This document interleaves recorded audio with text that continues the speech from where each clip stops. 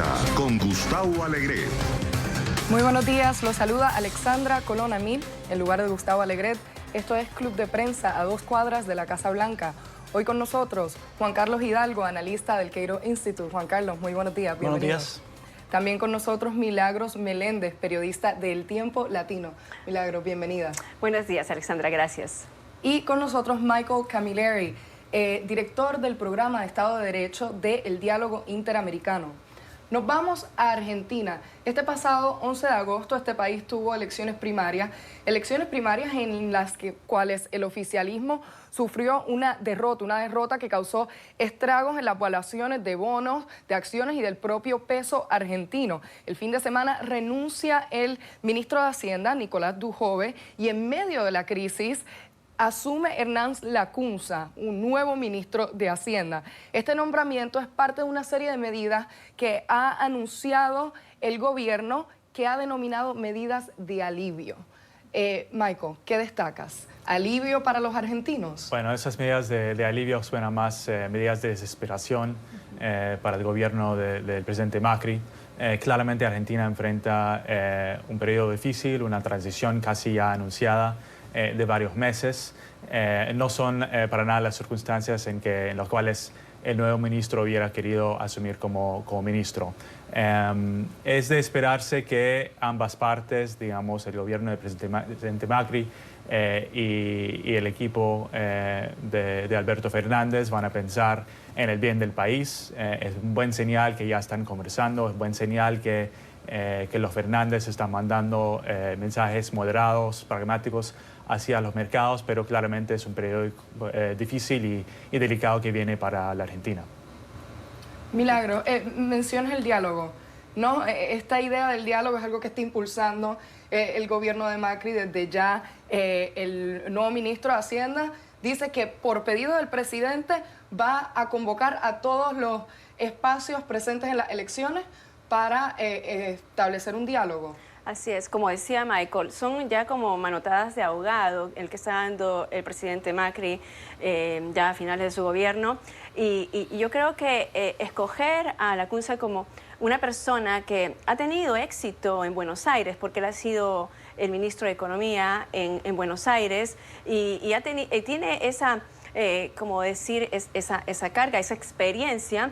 Es un punto que se anota el presidente. Lacunza pues también ha estado en lo que es el Banco de Reserva, entonces viene como a concertar las partes, viene a traer en medio del caos la tranquilidad para poder establecer esta crisis que ha generado el hecho de que Macri pues ya no vaya a continuar en el gobierno y el temor que el peronismo, que el kirchnerismo otra vez asuma el gobierno y el temor de los mercados a que haya una inversión y la caída, por supuesto, del dólar en comparación a lo que es el peso argentino, mejor dicho, la moneda argentina en comparación al dólar, ¿no? Creo que lo que escoge a este personaje como un personaje mediador y que puede dialogar con todas las partes. Más allá de Lacunza, el presidente Mauricio Macri denomina a su candidato a la vicepresidencia y senador, que era senador del Partido Justicialista, Miguel Ángel Pichetto, junto al ministro del Interior, Rogelio Figueiredo, como líderes de este diálogo que él quiere establecer con quienes fueron los ganadores abrumadoramente de las elecciones primarias. No todo el mundo piensa que el diálogo es necesario. ¿Dialogar para qué? Es la pregunta que se hacen algunos. Por la estabilidad. Como mencionaba Michael, estos parecen patadas de ahogado, como decimos en Costa Rica, por parte de Macri. La pregunta es, ¿qué es lo que busca Macri? Busca mejorar sus perspectivas de cara a la elección, o sea, todavía él tiene esperanzas de ganar esto, o de poder por lo menos forzar a un balotaje, o son medidas para, en verdad, brindar cierto alivio a los mercados y a la población. Si nosotros vemos la naturaleza de las medidas que él anunció la semana pasada, son medidas altamente populistas en materia económica. O sea, eso de exonerar el IVA, cualquiera que entiende un poco de cómo funciona el impuesto de valor agregado sabe que exonerar productos no genera ningún alivio económico. Tal vez temporalmente, pero no en en el mediano plazo, puesto que los productores tienen que pagar ese impuesto a sus proveedores y esto por lo tanto genera presión a los productores y a los comerciantes. Así que es una medida populista, así como las medidas que anunció de aumento de pensiones y aumento de salarios y bonos y demás. Parece que él sí quiere incurrir en políticas propias del peronismo para forzar a un balotaje. Ahora bien, el problema aquí sobre la reacción de los mercados no es un problema de Macri, es un problema del kirchnerismo. Los mercados están espantados por la posibilidad de que el kirchnerismo vuelva al poder. En ese sentido, es el kirchnerismo, o por lo menos Alberto Fernández, que es el que encabeza ese tiquete, el que debe mandar las señales contundentes de que su administración va a ser una administración mucho más moderada de lo que los mercados en este momento están contemplando. Lamentablemente, eso no ha sido el caso. Están apostando por hacerlo. Sí. Ya intentan sembrar la expectativa de lo que viene o la posibilidad de un gobierno con Alberto Fernández a la cabeza sería un gobierno más moderado. Sí, ese es, yo creo que, ¿cómo se traduce wishful thinking en español? Sí, yo creo que, mira, yo tengo 12 años, un poco más, de estar dedicándome a analizar América Latina. Y si algo he llegado a la conclusión es que uno nunca puede ser optimista. Es que si esto es como si en los años 90, cuando el chavismo subió al poder, se visionaba que podría ocurrir lo que está ocurriendo ahora, es lo mismo. Hay un temor que con el kirchnerismo, o sea, están entrando a ese punto, están entrando y es un punto importante también de que pierden un aliado en contra del chavismo, pierden un aliado el hecho de tener a Fernández y en el poder. Pues yo no creo que se vayan sean moderados. Eso es demagogia. Aquí, porque sí, ya lo dice la historia, ¿no? Y el peronismo es tan fuerte, o sea, es tan fuerte en... Rara vez vemos casos positivos, sorpresas positivas en América Latina. Yo creo que lo de Lenín Moreno en Ecuador fue una sorpresa positiva. Todo el mundo esperaba que Lenín fuera un títere de Rafael Correa y al final no lo terminó siendo. Pero esos son casos contados con los dedos de una mano y sobran dedos. Pero si tienes a Cristina detrás... Ese es el punto. Ahí está el punto. Aquí no solo tenés a Cristina detrás, tenés a Axel Kicillof como posible futuro gobernador de la provincia de Buenos Aires. Tenés a un hijo de Cristina en el Congreso. Tenés al que fue segundo en mando del Ministerio de Economía como posible futuro ministro de Economía de Alberto Fernández. Es decir, él va a estar rodeado por figuras kirchneristas que dudo mucho que le permitan ese margen de maniobra que sí tuvo, por ejemplo, Lenín Moreno en Ecuador. Así es. Michael, aquí hay un tema que analistas y los mismos partidos resaltan como el tema que es... el de la deuda con el Fondo Monetario Internacional y cómo se va a reestructurar, además de que debe ser, dicen algunos, acompañada de reformas, que esta figura de Cristina Fernández de Kirchner en el tiquete con Alberto Fernández, algunos temen impedirá que eso sea posible. ¿Qué nos destacas? Creo que va a ser un indicador temprano y clave con relación a lo que han discutido Juan Carlos y Milagros, y es la quizás pequeña posibilidad de que los Fernández, presumiendo que toman el poder, adoptan una política un poco más pragmática hacia los temas económicos, ¿no?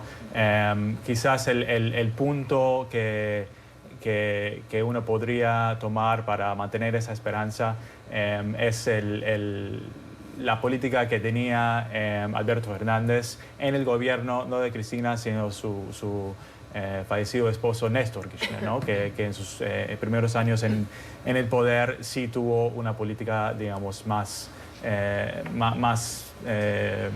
que dialogaba más un poco con el mercado.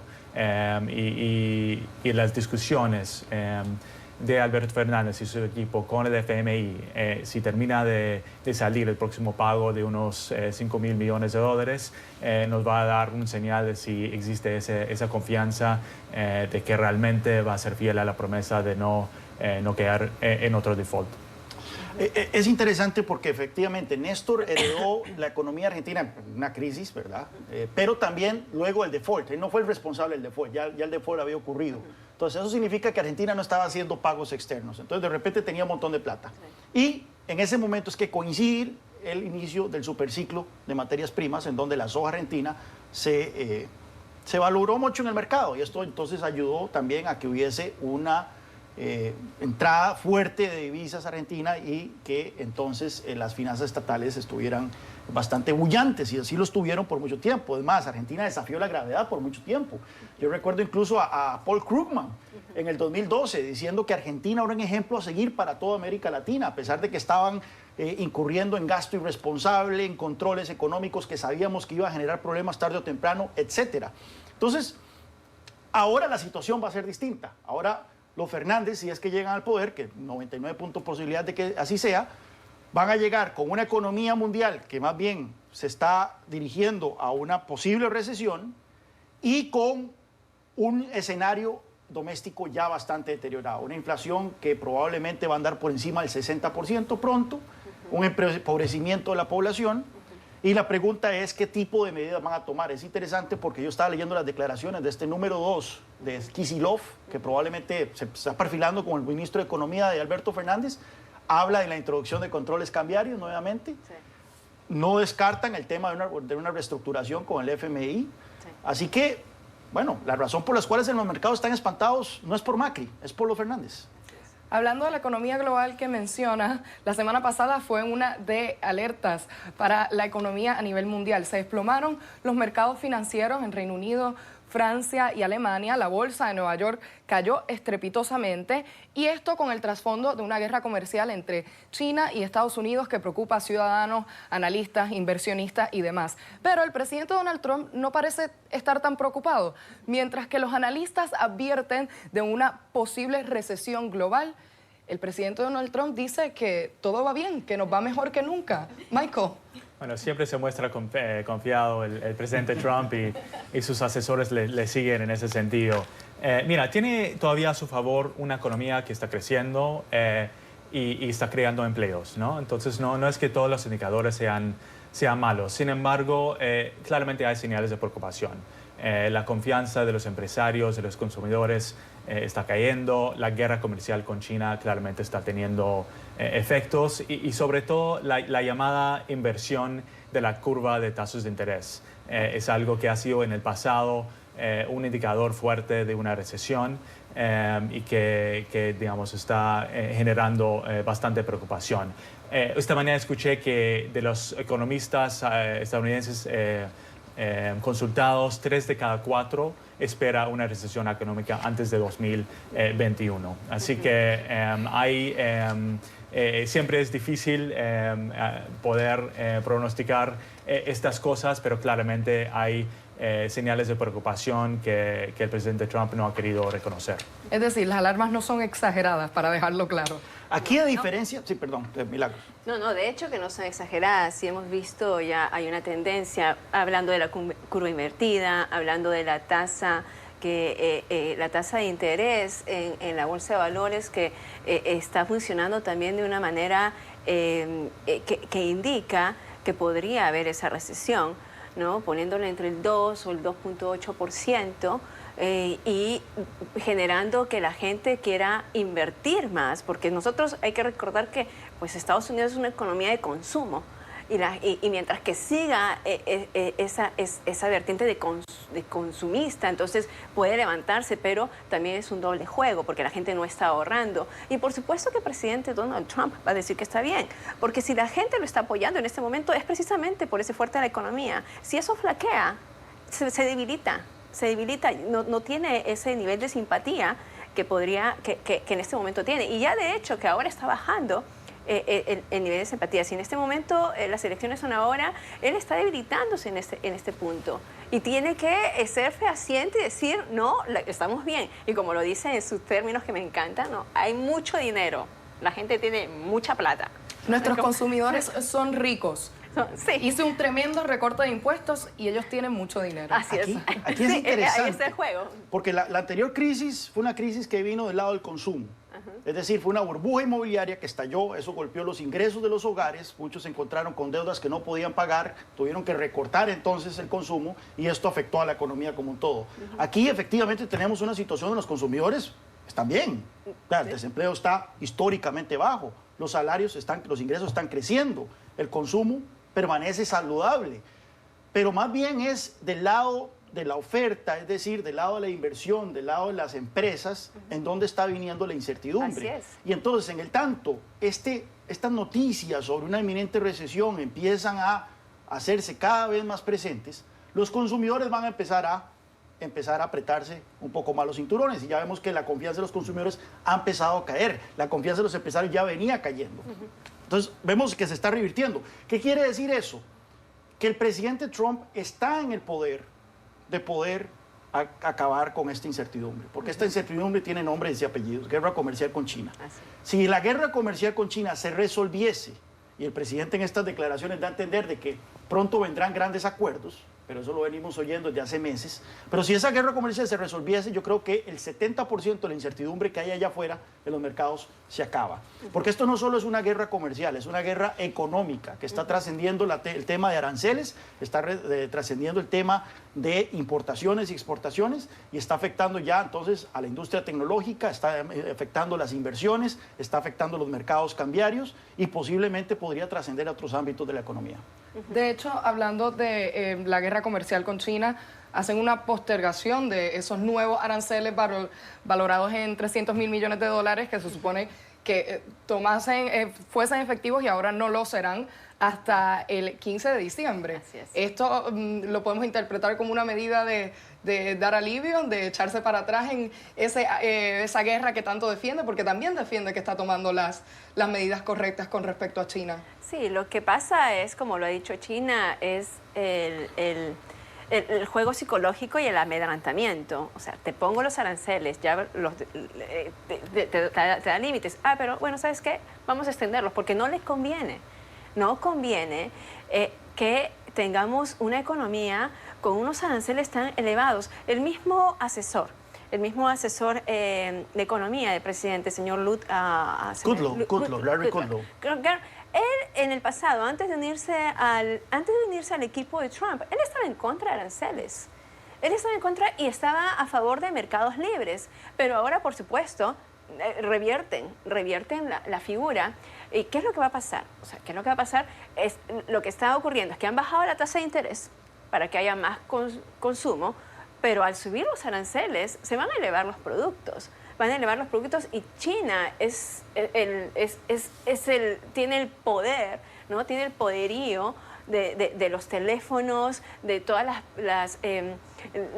todo lo que es aparatos técnicos, y todo esto se va a ver afectado al consumidor. A medida, pues no nos conviene a nadie que se suban los aranceles, y por supuesto tienen que haber esas prórrogas, y van a ver, y realmente yo no creo que se vaya a establecer.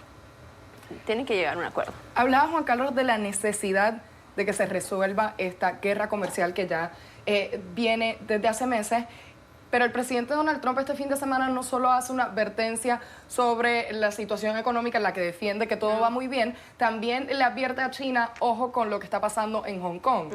De esto escalarse y haber violencia, la posibilidad de un acuerdo está aún más lejos. Sí. Michael. Bueno, el presidente Trump empezó refiriéndose a manifestantes pro democracia como participantes en un motín. Así que yo saludo el hecho que ahora le parece, digamos, más legítimo que se ponen a manifestar a favor de sus derechos democráticos.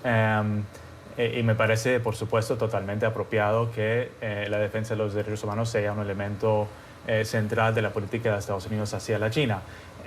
Lo que dudo es que el presidente Xi Jinping vaya a tomar muy en serio esa amenaza, sinceramente. Desafortunadamente, este es el mismo presidente Trump que se reunió con el presidente de Corea del Norte meses después de la tortura y asesinato de un estudiante universitario americano. Es el mismo presidente que se reunió con Mohammed bin Salman meses después de la tortura y asesinato de Jamal Khashoggi. Así que hemos visto que los temas de derechos humanos con este presidente son muy negociables, y en este En este caso, creo que los temas económicos claramente van a ser más importantes para el presidente Trump que lo que llegue a pasar en el Hong Kong. Creo que sí, desde el Congreso podría venir una presión y unos mensajes más serios y más fuertes hacia la China con las posibles consecuencias de cualquier acción que escala y aplica la fuerza de manera masiva contra los manifestantes. No, aquí el problema efectivamente es que esto está trascendiendo ya el tema comercial, entonces, porque recordemos también lo que ocurrió hace unos meses, no sé exactamente cuánto, cuando arrestaron a la hija del dueño de Huawei, del fundador de Huawei en Canadá, por haber violado sanciones contra Irán. En ese momento el presidente Trump salió a decir que eso podría, esto a solicitud de Estados Unidos, o sea, se está procesando una solicitud de extradición a Estados Unidos para esta mujer. Bueno, el presidente Trump insinuó de que esto podría ser parte de un gran acuerdo. Entonces, se está metiendo un montón de cosas al hervidero, ¿verdad? Está metiendo Hong Kong, está metiendo el arresto de la hija del fundador de Huawei, está metiendo temas tecnológicos, lo de las redes 5G, ¿verdad? Que para los aliados, en fin, va a ser muy complicado, entonces, que de la noche a la mañana, viendo que la economía se está deteriorando, el presidente Trump salga a decir hay un acuerdo, porque este acuerdo va a ser cada vez más complejo. Con el agravante de que para el presidente Trump un acuerdo no es un acuerdo en donde ambas partes salgan ganando. Para él un acuerdo satisfactorio es donde la otra parte sale humillada y él sale victorioso, y eso no va a ocurrir con China. Son las opiniones de nuestros analistas, nuestros periodistas. Vamos a hacer una breve pausa. Bienvenidos nuevamente, los saluda Alexandra Colonamín en lugar de Gustavo Alegret. Hoy con nosotros Juan Carlos Hidalgo, Milagros Meléndez y Michael Camilleri. Pasamos a Estados Unidos, donde ayer lunes organizaciones activistas presentaron una demanda a la Corte del Distrito Federal contra lo que dijeron que era atención médica deficiente a los inmigrantes que son detenidos por la policía migratoria aquí en Estados Unidos. Milagros. Sí, Alexandra, veníamos justamente del tema de lo que de lo que ha dicho el presidente Donald Trump amenazando a China de que si no se paran las manifestaciones, la violencia contra los manifestantes y que advirtiendo que no se produzca un Tiananmen, que se refiere a cuando en 1989 pues, las fuerzas militares arrasaron con más de 100.000 personas y mataron a 10.000 personas, 10.000 estudiantes.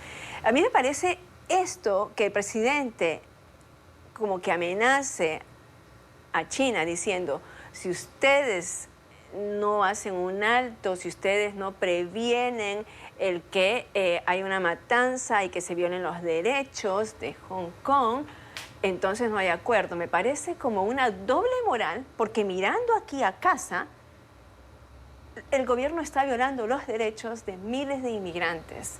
Está violando los derechos, dejándolos y aplacándolos con unas políticas que son inhumanas, que separan familias y que en este caso tratan a las personas como si fueran, y lo han dicho algunos activistas y gente que ha estado en los centros de detención, como animales, en celdas con una infraestructura que son alarmantes, ¿no? Entonces me parece doble moral del presidente que diga aquí defendiendo los derechos en Hong Kong, cuando en propio Estados Unidos estamos hablando de millones de inmigrantes que están sufriendo por estas políticas.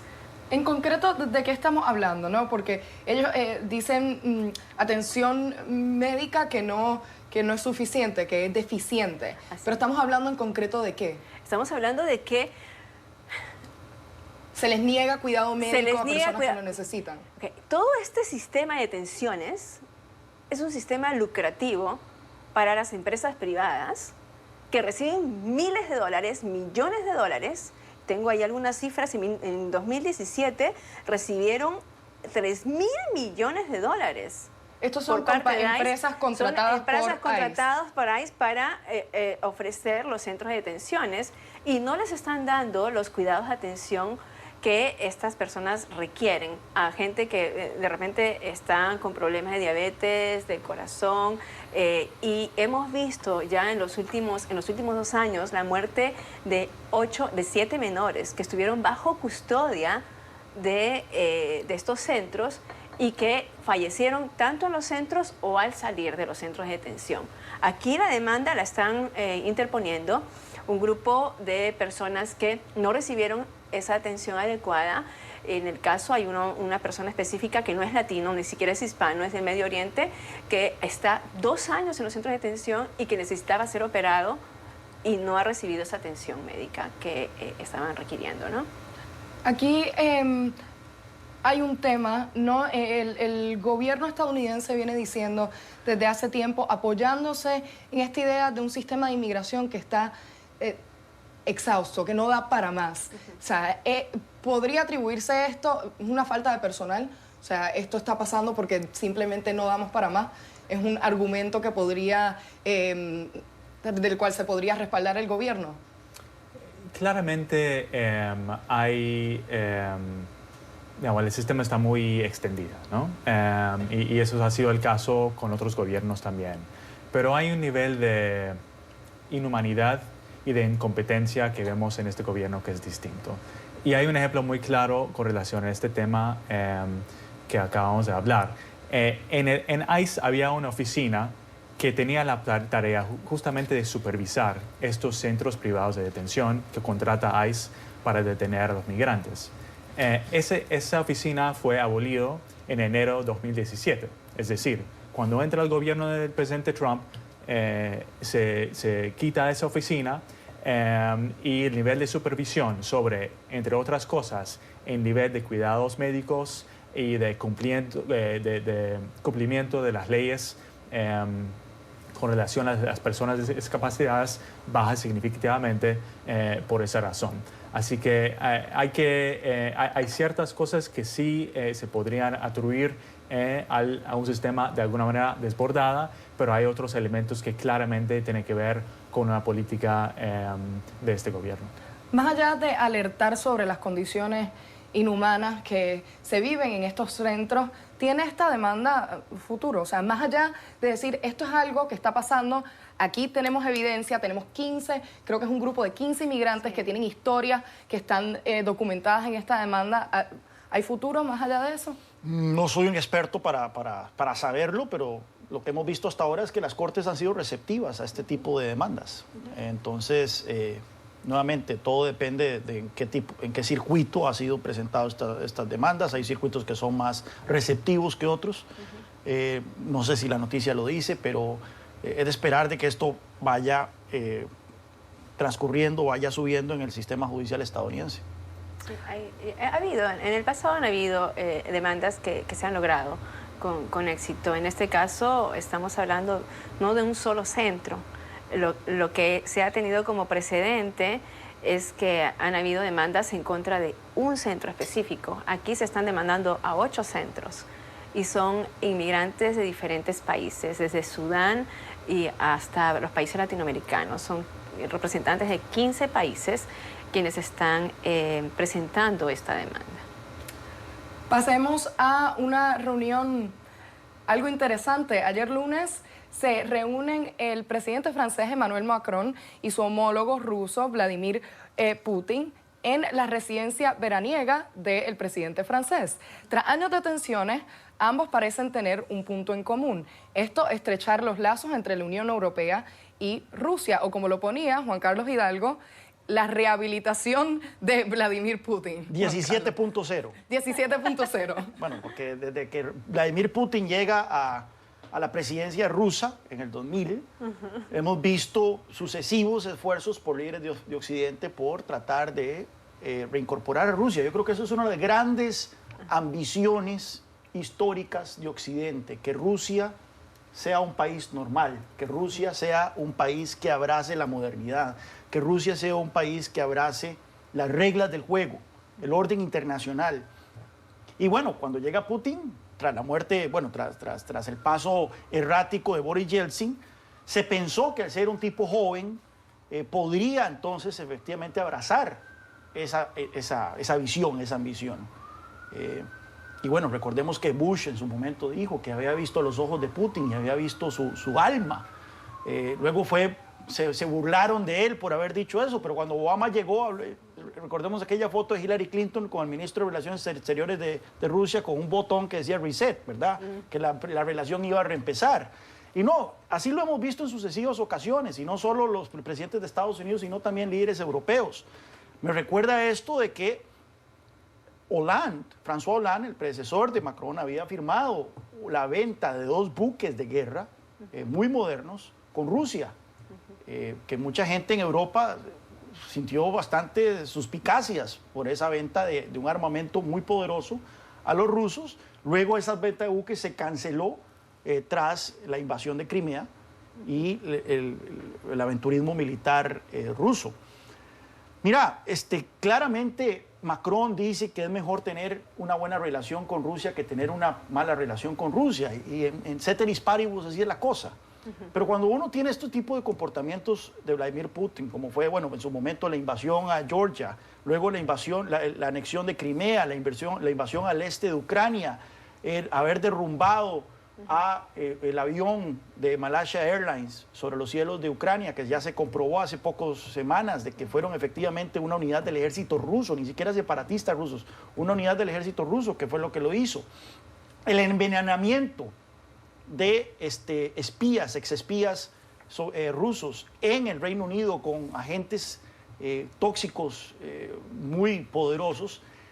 Y esto dejando fuera el apoyo a Bashar al-Assad y demás sátrapas alrededor del mundo, uno dice, en verdad, uno puede hacer negocios o tener una relación cordial con Vladimir Putin. La intervención de Rusia en las elecciones de Estados Unidos, el apoyo que ha hecho también a movimientos populistas y de extrema derecha en Europa. En fin,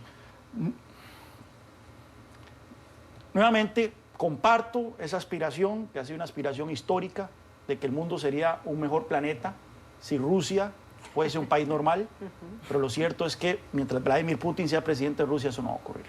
A ver, mencionabas al comienzo 2 instancias en las que se trataba de resetear, de darle un nuevo comienzo a esta relación por parte de Estados Unidos.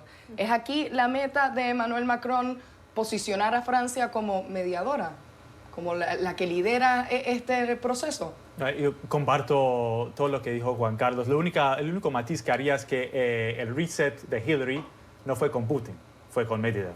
Entonces fue en ese periodo en que el presidente de Rusia cambió y sí, hasta cierta medida había una relación distinta. Después, obviamente, volvió Putin y las cosas siguieron muy bien, como describió Juan Carlos. Yo creo que hay mucha razón, como él dice, para ser escéptico de ese acercamiento tentativo y las consecuencias que podría tener para Europa.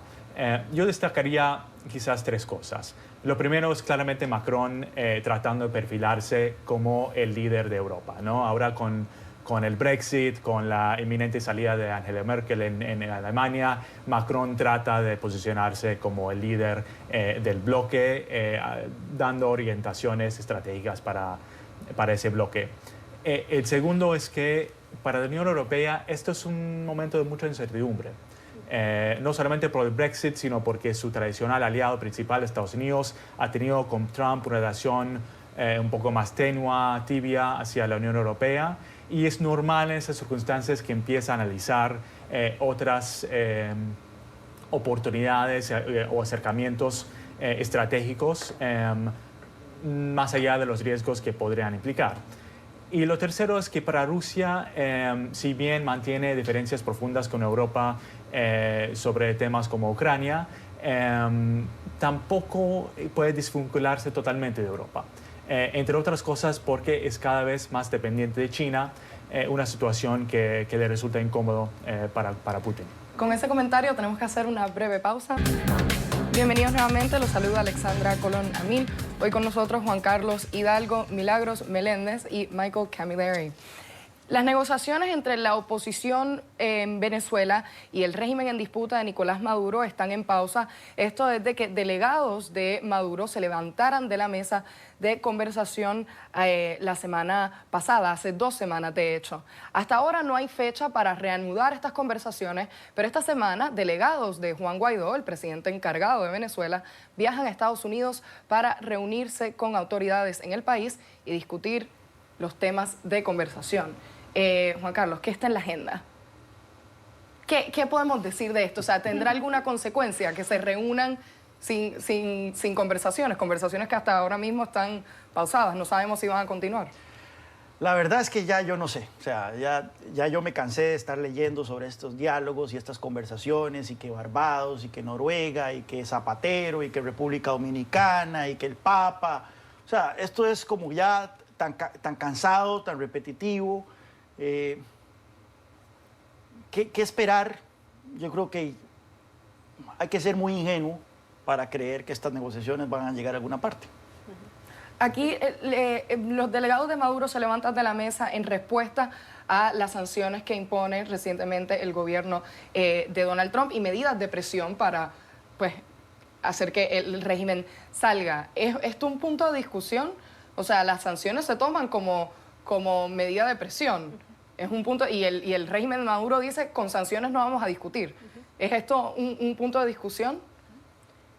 Pero el mismo Guaidó dice que, o sea, que se tiene que haber esa represión. El mismo Juan Guaidó salió después de que se anunciaran estas medidas, pues que estas represalias tienen que tomarse y no se tiene que negociar de esa manera con el régimen de Maduro, y que tienen que apretarse estas medidas para que puedan empujar al régimen a salir. Algo interesante que ocurre aquí es que mientras que sucede que vienen los representantes del régimen, del gobierno interino, del señor Guaidó, vienen a hablar aquí con funcionarios de Estados Unidos, se filtra en la prensa de que hace un tiempo el señor Diosdado Cabello, uno de las manos derechas, un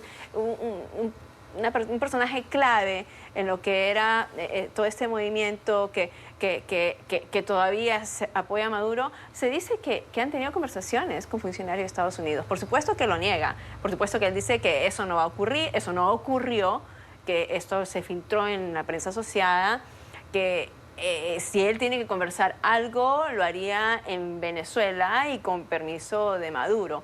Pero los rumores están porque quieren debilitar y seguir acorralando a Maduro. Yo no creo que vaya a ocurrir nada, pero ayer mismo Maduro fue, una representante, la vicepresidenta, fue como pidiendo ayuda a Moscú, no sé qué ayuda, contar con qué apoyo, pero se ve acorralado. Lo cierto es que esto es como un tira y jala, mientras que la gente sigue sufriendo. No hay una posición fuerte del lado del gobierno interino y los otros siguen apretando, pero no se llega a nada absolutamente. Una intervención militar, lo que se había dicho, de las fuerzas de afuera, es lo que se requiere, pero tampoco todo eso se ha enfriado. Así que hay para rato. Y el llamado a las elecciones, que aparentemente hay un llamado a las elecciones en 12 meses, pero si Maduro está ahí en el medio, Estados Unidos no lo apoya. A Maduro como candidato, y él quiere postularse como candidato, entonces se llega a nada. Me parece muy normal que existan esas consultas. Sabemos que el equipo de Guaidó está en permanentemente contacto con el Departamento de Estado. Eso es normal, dado el apoyo que Estados Unidos ha dado a Guaidó. Es normal, dado que uno de los principales temas en la mesa de negociación son precisamente las sanciones impuestas por los Estados Unidos. Así que es de entender que van a tener esta ronda de consultas. Seguramente van a estar analizando qué tan viables son esas negociaciones y algunos puntos claves de las discusiones, como es, por ejemplo, el futuro de Maduro, si eso puede estar sobre la mesa o no. El análisis de Michael Camilleri, Milagros Meléndez y Juan Carlos Hidalgo. Vamos a hacer una breve pausa. En Nicaragua también el diálogo entre la oposición y el gobierno sufre turbulencia. Esto tras que el gobierno de Daniel Ortega suspendiera las conversaciones. Ahora los opositores apuestan por la reorganización. Pero, Michael, ¿qué quiere decir esto? Porque las demandas siguen siendo las mismas, ¿no? Son las mismas. Lo que es importante y destacarse aquí, más allá de la sensación de estancamiento que a veces acompaña el proceso de Nicaragua, es este esfuerzo para fortalecer la coalición de oposición a Daniel Ortega. Y creo que con dos objetivos principales, quizás. Lo primero es fortalecer los vínculos con la comunidad internacional. Las medidas que podría tomar la OEA, las sanciones adicionales que podrían poner Estados Unidos van a ser un elemento de presión importantes en los meses que vienen.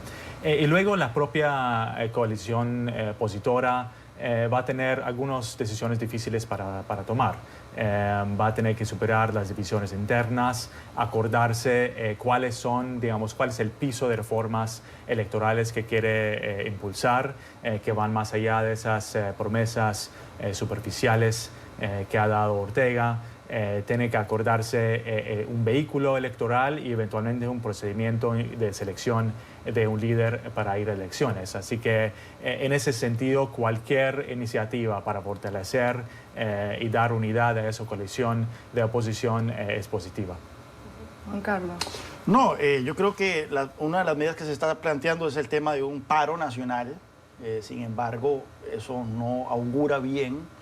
Hemos visto que para este tipo de dictadores en particular, como Ortega, como fue Chávez en su momento, Maduro, ese tipo de medidas no les hacen mayor mella. Afectan la economía, sin duda, pero ellos creen que afectando la economía va a poner presión sobre el régimen. Y estamos ante un régimen criminal, no estamos ante un régimen, una dictadura convencional que en el fondo se preocupa un poco por la situación del país, por el bienestar de la población. No, nada más se preocupan por su bienestar personal y el de su camarilla. Así que hay que ver qué opciones tiene esa alianza, ¿verdad?